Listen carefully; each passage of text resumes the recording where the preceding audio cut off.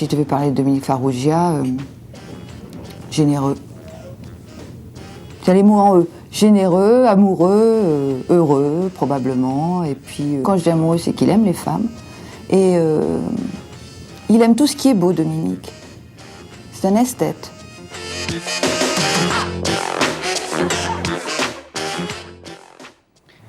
Bonjour Dominique Farrugia. Bonjour. Vous reconnaissez la voix, évidemment. Oui, Chantal, quelle gentillesse. Oui, tendresse, je dirais. Ah ouais. Tendresse. C'est adorable. En Oui. plus, j'ai dîné avec elle hier soir, elle m'en a jamais parlé, donc c'est Du d'autant tout. plus étonnant. Eh ben, vous l'écouterez plus longuement tout à l'heure, dans la troisième partie de l'émission, et vous comprendrez pourquoi je dis tendresse.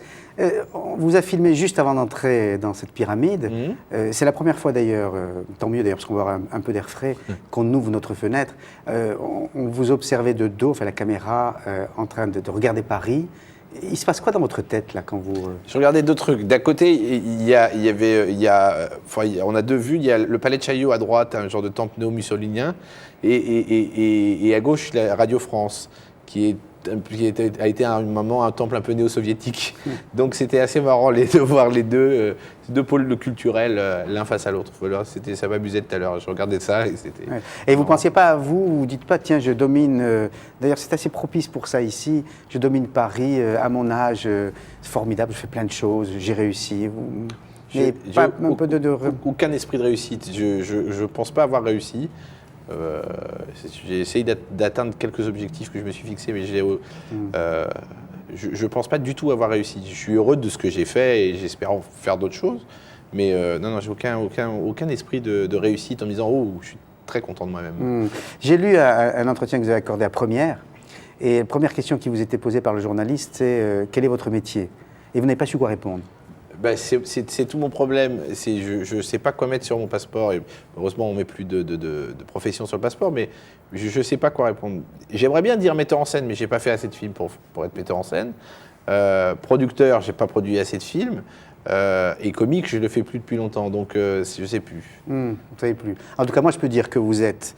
en tout cas, vous essayez la mise en scène, c'est votre deuxième long métrage, Oui. troisième film, Oui. deuxième long métrage, que vous êtes producteur, on va en parler, que vous êtes aussi président de chaîne. Oui, d'une chaîne qui s'appelle Comédie. Mais président, c'est un...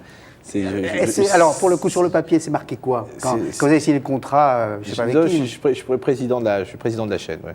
Président de la chaîne. Président de la chaîne. Mais non, mais c'est parce que c'est avec mon camarade et partenaire Olivier Granier, on a monté cette chaîne de télévision et il fallait s'attribuer des titres parce qu'il faut s'attribuer des titres face à un conseil d'administration. Donc je suis devenu président et lui directeur général. Et de notre société, lui est devenu président et moi directeur général de ma société. Donc voilà, c'est juste, je signe des grands papiers blancs et voilà, c'est tout. Ça. Mais très franchement, vous mettiez plus souvent la cravate avant d'être président ou... Depuis que j'ai dépassé 95 kilos, j'ai décidé de mettre des costumes et des cravates. Ah, donc ça n'a rien à voir avec votre statut social aujourd'hui? Pas du tout. C'est parce qu'on me prenait pour Carlos dès que je mettais une chemise à fleurs ou des Miss Roussos. Donc voilà, le costume habille l'homme. Et puis moi, quand vous avez fait le tour, je vais essayer de maigrir un peu parce que c'est terrible de dos. Le carreau ne me va pas du tout. Hein. Bon, à défaut de cravate, on va parler de casquette. Donc la première, celle que vous portez d'une façon symbolique, c'est celle de metteur en scène. Et vous nous proposez à partir du 31 mars un film avec Thierry Lhermitte, Gérard Jugnot, Horatica, entre autres,